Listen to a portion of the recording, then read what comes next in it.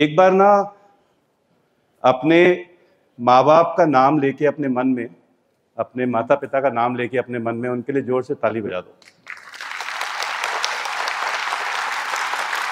Right?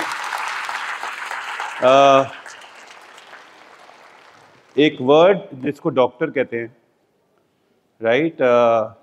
वो हर घर का सपना होता है कि उसके घर में एक डॉक्टर हो। जब आप पेरेंट्स बनेंगे तो आप भी शायद यही विश करेंगे कि आपके बच्चे डॉक्टर बने, राइट? आप चाहे बोले इंडिया में रुके बाहर जाएं, आप इस टाइम पे बोलेंगे नहीं बहुत कुछ करना पड़ता है, but by the time you will experience the journey and respect of a doctor overall, फिर आप यही दुआ करेंगे कि हमारे बच्चे डॉक्टर ही बने। सो आप अपने माँ बाप के लिए, अपने माता पिता के लिए, अपने पेरेंट्स के लिए एक बार ये सोचो कि उन्होंने अपनी जवानी लगाई है तुम्हें यहाँ तक पहुँचाने के लिए, इसलिए उनके लिए फिर से ताली बजाओ। राइट?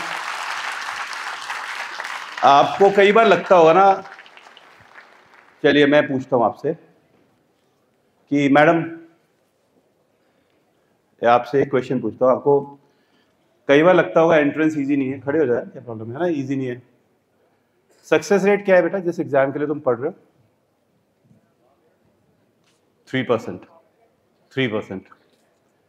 उस 3% में से कितने लोगों को अपने मर्जी की ब्रांच मिलती है? 1%। और अपने मर्जी की ब्रांच इन अपनी मर्जी की कॉलेज 0.1%। ये परसेंटेजेस जो है वो एब्सोल्युटली सच है। जिस टाइम से मैं पढ़ रहा था और जिस टाइम से मैं आज भी पढ़ रहा हूँ, in a medical profession you always a student, but क्या है, आपको ये परसेंटेजेस ये बताते हैं कि 99.9% लोगों को अपनी मर्जी का कॉलेज या अपने मर्जी की ब्रांच नहीं मिलती। बैठिए मैडम। आपको कभी भी ऐसा लगे कि आपको एक डाउट आ रहा है कि आप क्या कर सकते हैं, तो आप अपनी मदर को कॉल करिए और उनको बोलिए जी सुबह सुबह स्टेज पर एक बहुत बड़ा बलून चढ़ गया था और उसने हमारे को बोला कि 0.1% लोगों को ही अपनी मर्जी की ब्रांच और कॉलेज मिलता है। और फिर अगला क्वेश्चन पूछिए, आपको क्या लगता है कि मेरे साथ क्या होगा? उनका आंसर सुनना आपको मोटिवेशन मिलेगा। उनके आंसर में होगा, बेटा या बेटी अगर तू मेहनत करेगी तो किसी के बाप में दम नहीं है कि तेरा सिलेक्शन ना हो। That's called as motivation. भाई मोटिवेशन ना घर में होता है, हम बात ही नहीं करते। हम तो 5-7 मिनट भी अपने पेरेंट्स से बात ही नहीं करते, बिकॉज हम तो बहुत बिजी हैं, हम तो यो है ना, हमको लगता है हम बहुत कुछ कर लेंगे। बट आपको ये बात बहुत जरूरी है कि इस टाइम पे, right, there is something called as, I wrote this article for my daughter. She's fighting for a house captain in her school. So I wrote an approach of education which you should have when you approach your exams. I called it a CRISP approach. So I'll explain you what is CRISP approach. The CRISP approach means C for compassion and care for people around you. You will see people in pain at this time. They will be panicking. किसी के notes खो रहे होंगे, किसी की book खो जाएगी। So इतने भी अंधे और बहरे मत हो जाना कि अपने आसपास लोगों की केयर करना छोड़ दो। Help, you might also be the one to need, right? Second होता है are, you know, have respect. किसी को भी हल्के में मत लेना बेटा। मैंने एंट्रेंस में यूनिवर्सिटी टॉपर्स को 5-5 साल पढ़ते हुए देखा है, मैंने सप्ली होल्डर्स को रैंक 1 लाते हुए देखा है, मैं हर साल देखूंगा। हल्के में मत लेना, हैव रिस्पेक्ट फॉर एवरीबडी। जो डॉक्टर बना है तो उसके अंदर कुछ ना कुछ स्टोरी होती है, हर एक के ऊपर एक किताब लिख सकते हैं इस हॉल में, राइट? आई इज इंटरैक्ट, चुप मत होना इस टाइम पे, ना क्लास में चुप होना, ना पढ़ते समय। कुछ समझ ना आए तो ask for help, talk to people, right? As is save yourself, you are extremely precious. बुद्धिजीव कहते हैं अपने दिमाग को शांत रखना बहुत जरूरी है, बिकॉज अगर ये शांत है आप कोई भी कुछ भी जीत सकते हो। This is the most important thing in your body, this is the thing, right? And the last is P, P is positive attitude. दुनिया तुम्हें बोले तुम खत्म, बट अपने आप को कभी गेम में आउट मत करना, because it's never over till it is, that's the rule of game. चलो ताली बजाओ, राइट? सो ये लीक मत कर देना भाई रिकॉर्डिंग, अभी वो कंटेस्ट हुआ नहीं है, पता लगा कि स्कूल में पहुंच गया है ना। सो मैं जब डॉक्टर बना, so this story is about everybody who is a doctor, right? Everybody. हम कल मैंने तुम्हें बताया ना कि तुम एक रैंक के लिए फाइट कर रहे हो, एलिवेट हो जाएगा, तो क्या अभी जो किया है वो कम है? नहीं। तुम्हें लग रहा होगा ना कि वो रैंक आने से तुम्हारी जीवन सुधर जाएगा? जैसे तुम्हें 12th में लगता था डॉक्टर बनने से सुधर जाएगा, क्या हुआ? घंटा कुछ फर्क ना पड़ा। तुम जानते हो ना, 1 पैसे का फर्क नहीं पड़ा। डे 1 पे तुम्हें समझ आ गया था यार ये तो भेड़ चाल है, सब भाग रहे हैं यहाँ पे, सेम ही है। यहाँ भी यही होने वाला है। उसके बाद कोई और एग्जाम, इससे फर्क नहीं पड़ता। फर्क इससे पड़ता है कि आप अपने आप को कितना इवॉल्व करते हो विद टाइम, राइट? सो मैं एक पार्टी में गया, मुझे मेरे दोस्त ने बुलाया, उसने अपना 2nd रेस्टोरेंट खोला था, 3rd मर्सिडीज ली थी, और मैं ऑर्थो में मैंने ज्वाइन किया था, right? Obviously we are late. So वहाँ पहुँचा तो मैंने अपनी पहली कार ली थी, एक सिंपल सी। I was very fond of cars, I am still very fond of cars. तो मैंने गाड़ी पार्क करी, तो मेरे दोस्तों ने देखा कि यार ये इस कार में आया है, साथ में सारी क्लासेस खड़ी हुई थी, अलग अलग, S class, E class, C class, D class, F class, पता नहीं कौन कौन सी क्लास थी, कुछ समझ भी नहीं आया था कौन सी क्लास होती है, राइट? लोगों समझ आते थे बस, ठीक है?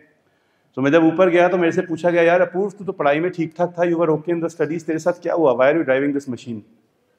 मैंने कहा भाई मैं तो समोसा पार्टी देके आया हूँ, बड़ी सही चीज़ है। फिर एक बंदा आया, उसने आके मुझे बोला, भाई तेरे तो इतने मेडल थे, इतने मार्क्स आते थे तेरे, क्या हुआ तेरे साथ?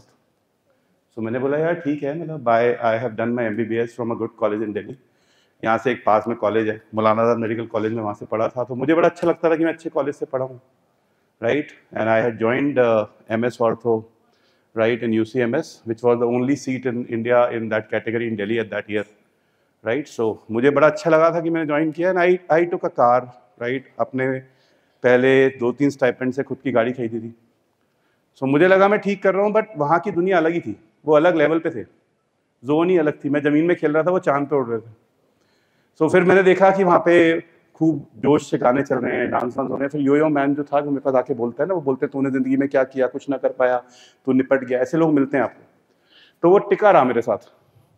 तो मैंने बहुत देर बाद उसको बोला, मैंने कहा भाई तू मेरे से क्यों पूछ रहा है, जिसने पार्टी में बुलाया उससे पूछ ले मैंने क्या किया है, वो मेरा फ्रेंड है। और फिर मुझे फ़ोन आ गया जी, बेड नंबर 6 को पेन हो रहा है। तो मैंने कहा ठीक है जी, इसको डिक्लोफिनेक दे दो, उसको जो है अल्ट्रासेट दे दो, ट्रेमाडोल दे दो। मैं अपनी दुनिया में हम खो जाते हैं। अच्छा, ओवर टाइम हम डॉक्टर्स थोड़े चुप हो जाते हैं, हमारे फ्रेंड्स भी थोड़े कम होते हैं। मेरे को एक चीज़ बताता हूँ, MBBS कॉलेज के दोस्त ना बड़े कीमती होते हैं। इफ़ यू हैव 1 फ्रेंड, मेरी दादी कहती थी, you are gifted. If you have 2, you are blessed. If you have 3, you are शिजोफ्रेनिक।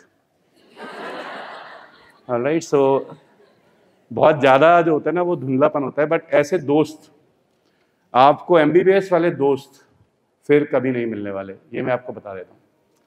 उनको संभाल के रखना, वो आपकी ज़िंदगी को पार लगा देंगे। अभी आपको समझ नहीं आएगा, पर जैसे जैसे समय बीतेगा आपको इसकी डेप्थ समझ आएगी। तो मेरे दोस्त के पास वो गया, तो मेरे दोस्त ने उसको कुछ आंसर दिया। तो योयो मैन जब वापस आया तो उसका मुंह बिल्कुल लाल था, मुझे तो मुंह ही दिखा, राइट? तो मुंह लाल था बिल्कुल। तो मैंने उससे पूछा कि क्या हुआ, तो दुखी क्यों लग रहा है यार? कहता है यार sorry Apoorv, I should not have done this, you are a doctor. मैंने कहा हाँ वो तो मैं हूँ। तो उसने मुझे ये बोला कि मेरे दोस्त ने उसको क्या समझाया। उसने बोला, being a doctor gives you 3 things. The first thing is a brain which has thoughts to improve or save the life of an individual without knowing the caste, creed or the social strata. So हमारा दिमाग ये कोशिश करता है यार इसके जीवन को कैसे बचाऊं या इम्प्रूव करूं। बस हम लड़ रहे होते हैं हर समय, ड्राइव करते समय, जाते समय, सोने से पहले सोते हैं, उठने से पहले, उठते समय, हर समय नींद में भी चल रहा होता है यार उसके लिए मैं क्या कर सकता था। दूसरा, ये दिल, कई बार प्रोग्नोसिस बड़ा डिम होता है, हमें पता भी होता है, पर हम कहते हैं यार कुछ हो जाए। And every doctor, you know, when he crosses the temple, वो एक बार झुकता जरूर है, कुछ हो जाए।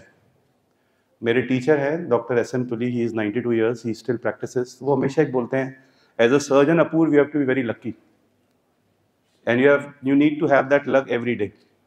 वो हमेशा कहते हैं। सो हम हमेशा कहते हैं कि when we operate, you know, I am a knee surgeon, so I work on the knees, every millimetre matters to me. So वो मिलीमीटर इधर होगा कि उधर होगा वो तो कोई बता ही नहीं सकता, but that is something that you need. So हम बस दुआ करते हैं कि यहाँ से ना हमारे पेशेंट के साथ बहुत अच्छा हो जाए। और तीसरी चीज़ जो आप सबको बहुत संभाल के रखनी है, आपकी 10 उंगलियां। They are the fingers of the artisans. They write about a limb. A limb or an organ is one human being. One human being is one family in India.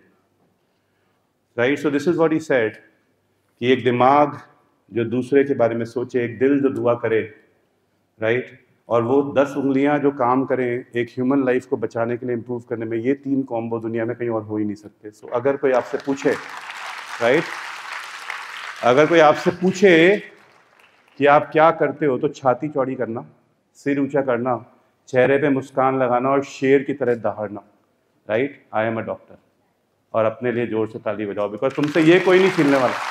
अरे चलो यार, जोर से ताली बजाओ, तुम इतने क्यों दुखी रहते हो, राइट?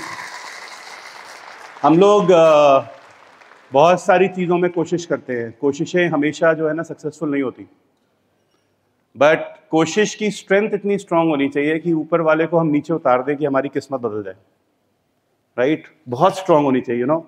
आई ऑलवेज टेल, मेरे स्टूडेंट्स कहते हैं मेरी किस्मत नहीं था, मैं उनको हमेशा एक चीज़ बताता हूँ, देखो, लेट्स अंडरस्टैंड दिस। हम सबको ना भगवान ने इतनी बड़ी किस्मत दी है, देखो, ये सबकी बराबर है। करो, ऐसे करो, साथ वाले को मारना नहीं।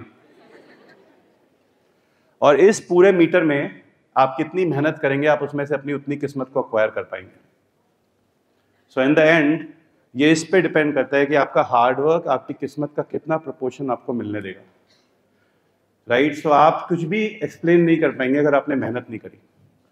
सो टैलेंट भी हार जाता है, राइट, जब वो मेहनत नहीं करता, और मेहनत हमेशा टैलेंट को जिताती है, हराती है। ये रूल है, ये हर रोज होगा, ये दिन रात होगा। सो you should be, this is what my dad used to tell me, you should be the most hardworking person that you know in your life.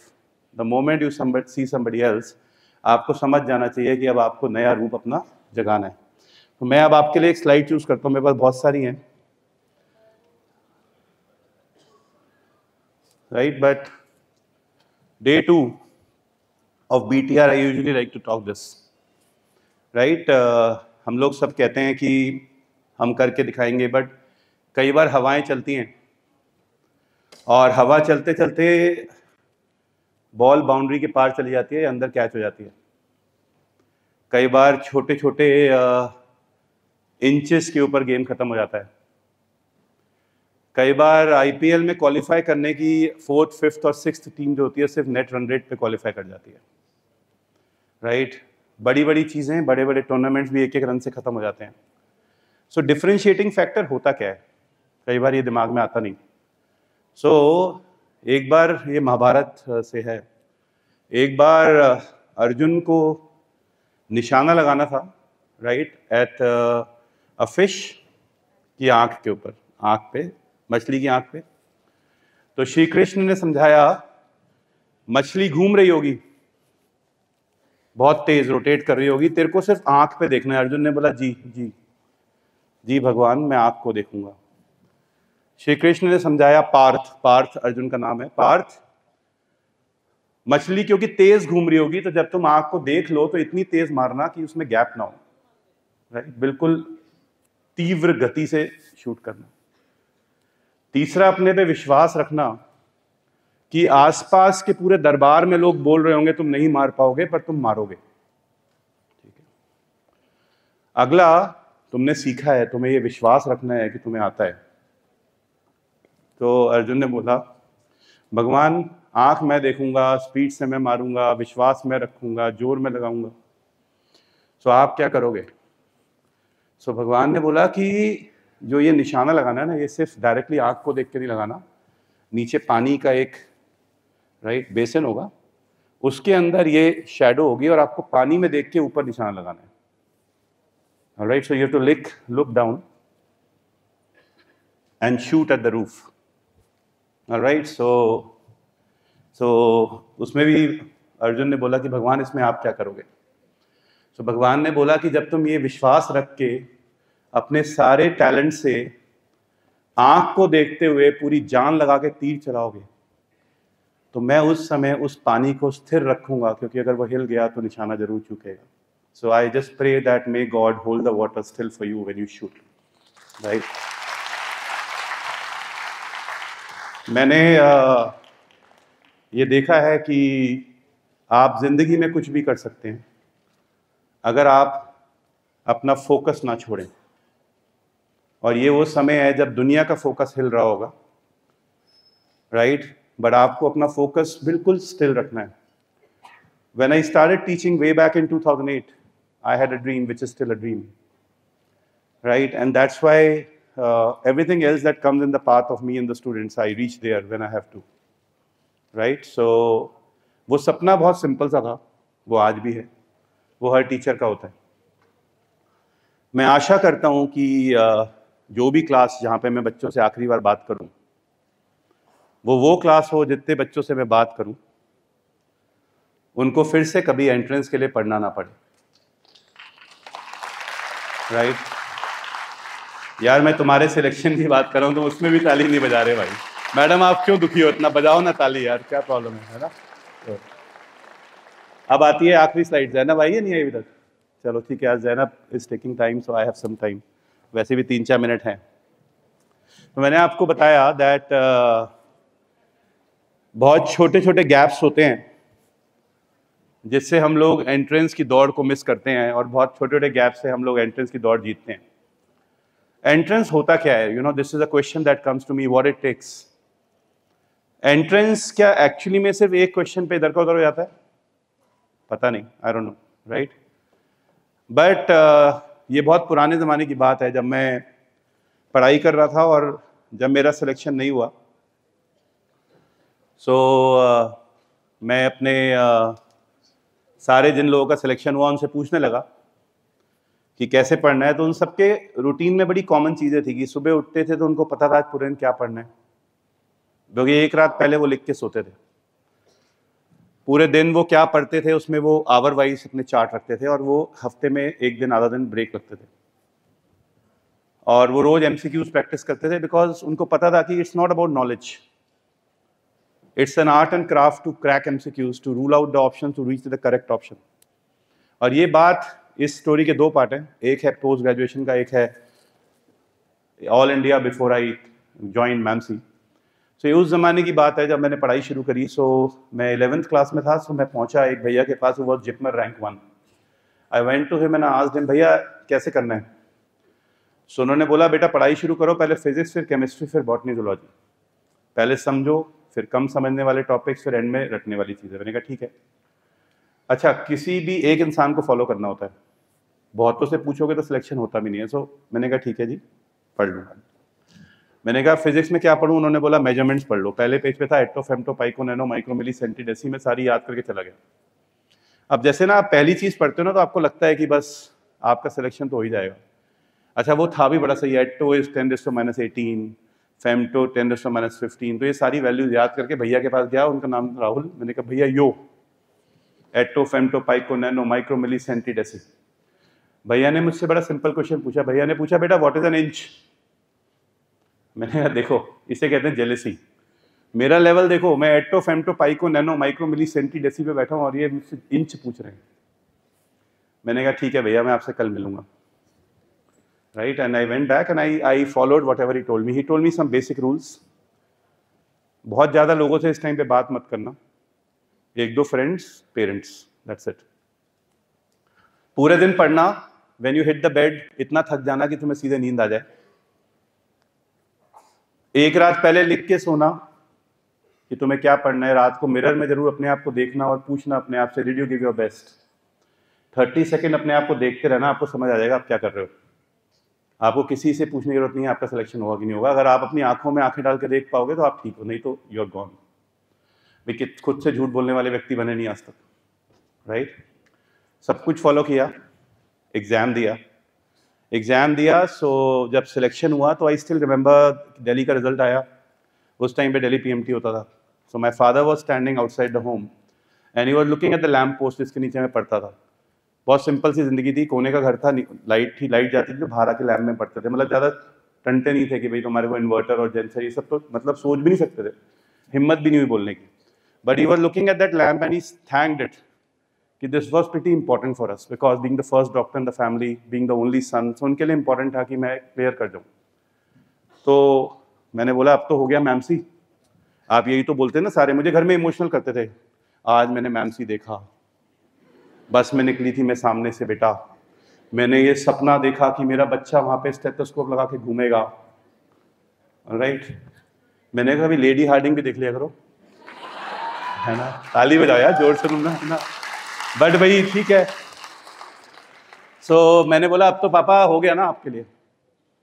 कहते नहीं बेटा, एक बार एम्स के लिए भी कोशिश कर ले। I am very happy with your work, but एक बार एम्स के लिए भी कोशिश कर ले। मैंने कहा पापा खेलने दो ना, क्रिकेट खेलने दो, एक डेढ़ महीना रह गया है ज्वाइन करने से पहले, उसके बाद तो बहुत पढ़ना होता है। मतलब मुझे लगता था कि एमबीबीएस में बहुत पढ़ना होता है, क्रिकेट नहीं छूटता, you can always play that, right. So anyways, so पापा ने कहा नहीं बेटा एक बार और।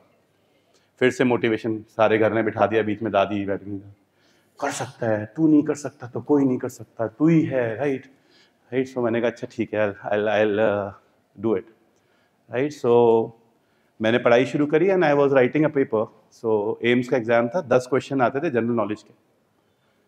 Question number 192, right, this was the question.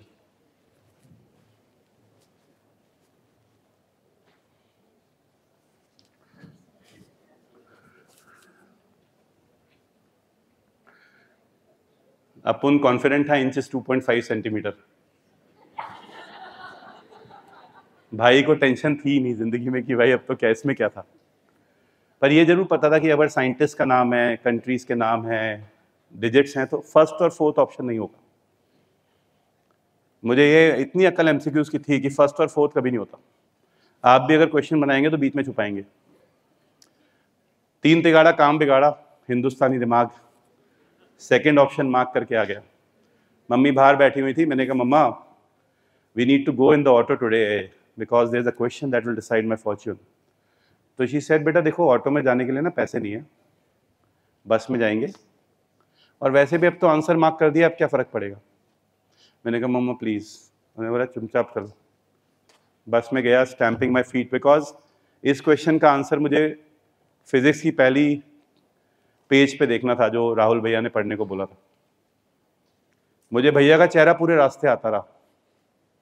मैं प्रे कर रहा था वो कहीं मिल ना जाए वहाँ पे, बट वो जिपमर में थे तो टेंशन थी नहीं, right. So when I reached home I open the book. Book के बॉटम राइट पे लिखा था an inch is 2.54 centimetre. I was waiting number 1 in AIIMS. मेरे घर से मैमसी के रास्ते में एम्स रोज आता था राइट में, डेली। जब उसके सामने से निकलता था तो I used to miss a beat, डुप ऐसे लगता था, पता नहीं क्यों लगता था।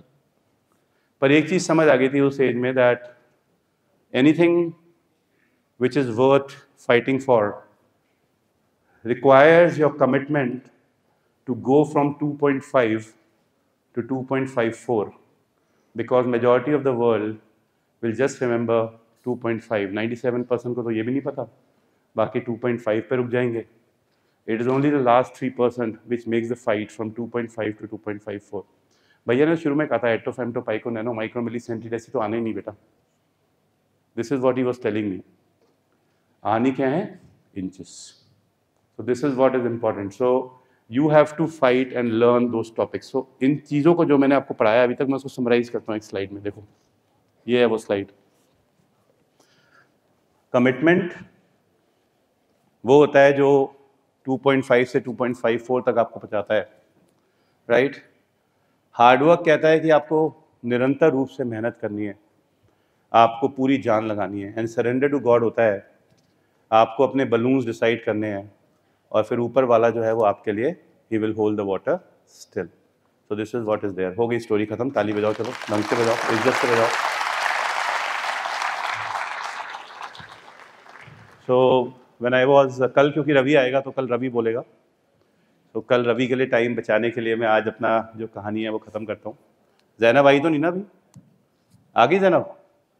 आने वाली है, होप है, right. So I went to Mumbai and a student asked me कि सर आप बहुत सारी बातें करते हो, ठीक है। सो आज से 30 साल बाद, राइट, हमारे जीवन में क्या नहीं होना चाहिए, this is a question he asked. इसका नाम था प्रशांत पाय। प्रशांत पाय ने पूछा आज से 30 साल बाद हमारे जीवन में क्या नहीं होना चाहिए। मैंने कहा प्रशांत यार ये अजीब सा क्वेश्चन है, क्या होना चाहिए बता दूं? होना चाहिए एक बड़ा सा अस्पताल, 2 फरारी, एक जेट, कुछ किताबें और घर में शांति। अगर आखिरी नहीं है तो सब बेकार है, राइट? सो प्रशांत ने कहा ये नहीं सर, आज से 30 साल बाद घर में हमारी ज़िंदगी में क्या नहीं होना चाहिए, आंसर करो। मैंने कहा चलो कल सुबह मिलते हैं। I called up all my teachers, उन्होंने फ़ोन रख दिया। उन्होंने बोला ऐसे क्वेश्चन तेरे साथ ही पूछे जाते हैं, छोड़ दे। दोस्तों को पूछा, तुम जानते हो दोस्त ऐसे में क्या आंसर करेंगे, यहाँ पे बोल नहीं सकता, मुझे सभ्य रहने का आदेश है। दोस्तों ने फ़ोन इतनी ज़ोर से पटका ढाक कि चलो कोई नहीं। I called up my dad, मैंने कहा पापा आपकी इज्जत का सवाल है, राइट? एक बच्चे ने क्वेश्चन पूछा, ऐसे 30 साल बाद आपकी ज़िंदगी में क्या नहीं होना चाहिए। So my dad said I will call you in the morning tomorrow. मेरा लेक्चर हमेशा 8 बजे शुरू होता था। 7:55 my dad called me and gave me an answer, right? उनका आंसर मैं बताता हूँ, पर ये क्या कहता है? ये कहता है तेरी किस्मत में लिखा तेरे तो कोई खो नहीं सकता। So whatever is your destiny you will meet it. So I told you ये आपकी डेस्टिनी है, तू श्रम करा चल बंदे, so you will meet it if you keep on working hard. इसका प्रोपोर्शन आपको मिल जाएगा। बट आपने बोला I deny it, I don't want it, I want something more, I don't want what God has written for me, I want to rewrite, right? मुझे अपने हिसाब से जीना है ना, I want to take my bigger bites.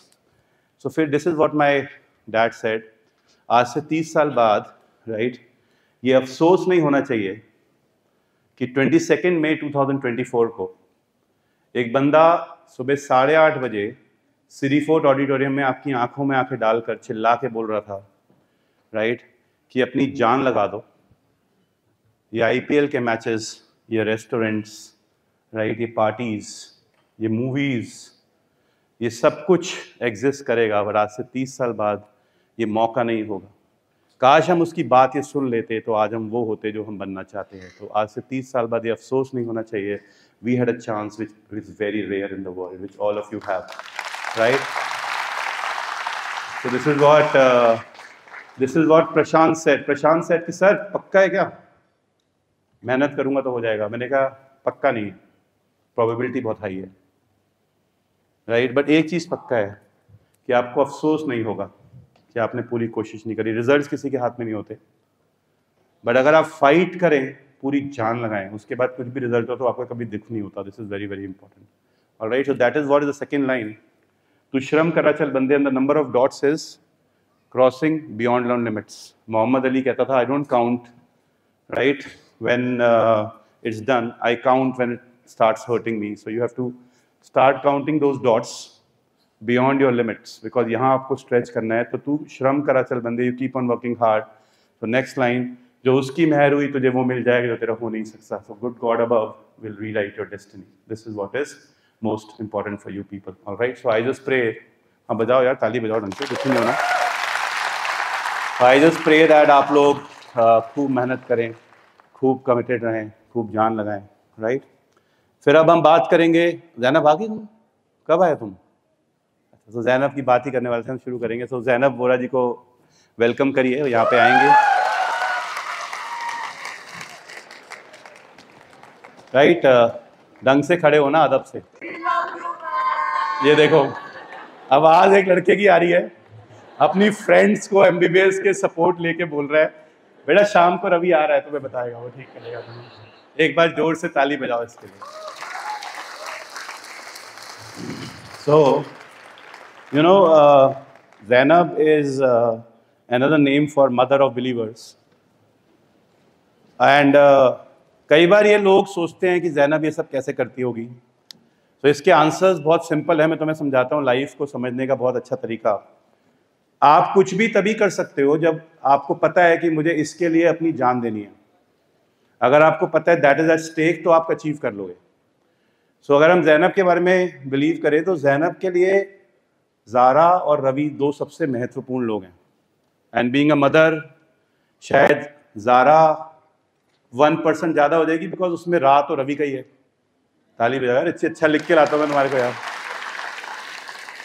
सो जो BTR है और जो तुम लोग हो ना, उसके लिए वो एक्चुअली में ज़ारा का रूप हो, इसके अलावा और कुछ हो ही नहीं। So you mean Zara to her, that's what it is.